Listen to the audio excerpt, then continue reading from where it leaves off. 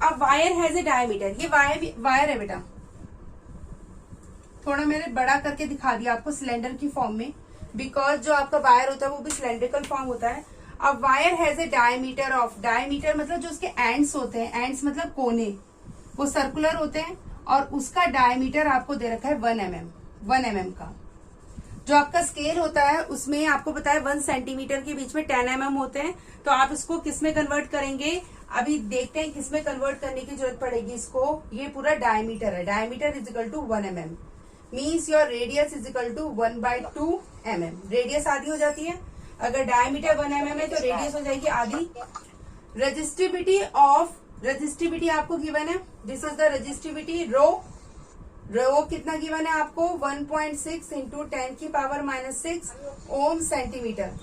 अगर सेंटीमीटर में गिवन, बेटा म्यूट कर लो, यथार्थ म्यूट कर लो, पीयूष कैमरा खोल लो। बेटा अगर यहाँ पे सेंटीमीटर में गिवन है तो ऑटोमेटिकली ये mm भी सेंटीमीटर में कन्वर्ट करना पड़ेगा, और कन्वर्जन कहता है कि 10 mm जो होता है वो 1 सेंटीमीटर के बराबर होता है। अगर सेंटीमीटर में कन्वर्ट करना है, बड़ी यूनिट में जाना है तो डिवाइड करना पड़ेगा, मीन्स 1/20 सेंटीमीटर। या ऐसे लिख सकते हैं आप 2 इंटू 10⁻⁻1 सेंटीमीटर। ठीक है, चलिए अब उसके बाद है find the length of the wire. आपको लेंथ फाइंड करनी है, you have to calculate length. अगर आपको क्या दे रखा है, आपको रेजिस्टेंस दे रखा है 10 ohm. Very very important question, very very important question, बहुत ही इंपॉर्टेंट क्वेश्चन है। अगर आप इसको समझ लेंगे तो बहुत अच्छी बात है। ये क्वेश्चन कई बार आएगा आपके पेपर में, कई बार आपको रेजिस्टिविटी से गुजरना पड़ेगा। तो ये जो रेजिस्टिविटी का कॉन्सेप्ट है एक बार रिकॉल कर लेते हैं। हमने बहुत पहले पढ़ा था कि जो रेजिस्टेंस होता है वो डायरेक्टली प्रोपोर्शनल होता है लेंथ के, और रेजिस्टेंस इनवर्सली प्रोपोर्शनल होता है एरिया के। इन दोनों को जब मैं ऐड कर देती हूँ इक्वेशन 1 और इक्वेशन 2 को, तो आपका आता है R is directly proportional to length upon area. इस प्रोपोर्शनलिटी के साइन को हटाने के लिए मैं एक कांस्टेंट इंट्रोड्यूस करती हूँ, और वो कांस्टेंट होता है आपका रो। रो मीन्स रेजिस्टिविटी, रो का मतलब होता है resistivity. And your resistivity of a conductor, and your resistivity of a conductor depends on what, your, इधर देखो Piyush, resistivity of the conductor depends on what, on the nature of the conductor as well as on the temperature। तो यहाँ पे इस sign को हटाने के लिए मैं यहाँ पे कांस्टेंट इंट्रोड्यूस करूंगी, यह होता है रो L/A, ये चीज होती है रो। अब आपको क्या निकालना है, आपको लेंथ निकालनी है, तो लेंथ को मैंने सर्कल कर लिया। आप क्या काम करेंगे, एरिया को रेजिस्टेंस से मल्टीप्लाई कर देंगे और रो को डिवाइड, तो आपका क्या पता लग जाएगा, क्या पता लग जाएगा, लेंथ ऑफ दिस वायर, इस पूरे वायर की लेंथ, लेंथ मीन्स लंबाई। ठीक है, चलिए शुरुआत करते हैं क्वेश्चन की। तो ये समझ में आ गया कि हमें क्या निकालना है, हमें निकालना है लेंथ। लेंथ निकालने के लिए हमारे पास एक फॉर्मूला है, R is equal to rho L/A। कहां से आया है, मैंने आपको समझाया है कि रेजिस्टेंस होता है directly proportional to length and inversely proportional to area. दोनों इक्वेशन को ऐड करोगे आपको मिलेगा R is equal to rho L/A।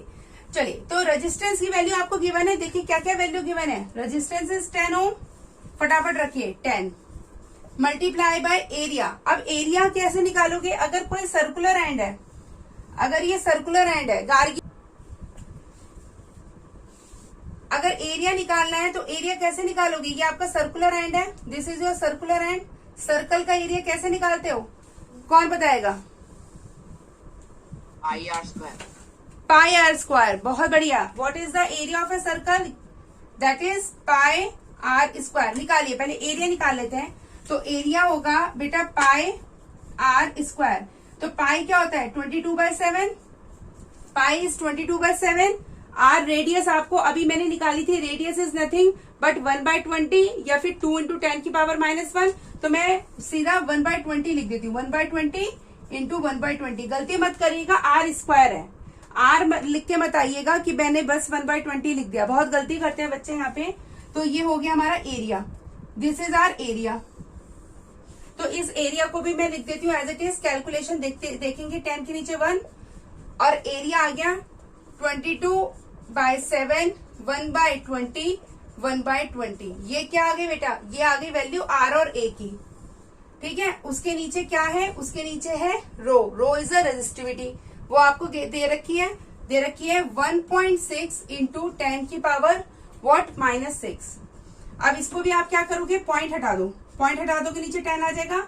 इसको भी -6 ना करके आप क्या काम करेंगे, नीचे 1 2 3 4 5 6 जीरो लगा देंगे। ठीक है, चलिए अब शुरुआत करते हैं। कैसे करते हैं इसको कैलकुलेट, देखिए कैलकुलेशन मस्ट है और कैलकुलेशन का तरीका मैं आपको बता रही हूँ कैसे करेंगे। यहाँ पे आप सबसे पहले एक्सट्रीम की एक्सट्रीम से, मतलब जो ऊपर लिखा है बिल्कुल फर्स्ट कॉलम में, उसकी इस पूरे लास्ट वाले कॉलम से करेंगे इससे। Means 10 into 10 into 22, 10 into 22 multiply by 10 multiply by 10, 1 2 3 6, 10 की पावर 6, इससे मल्टीप्लाई कर देंगे।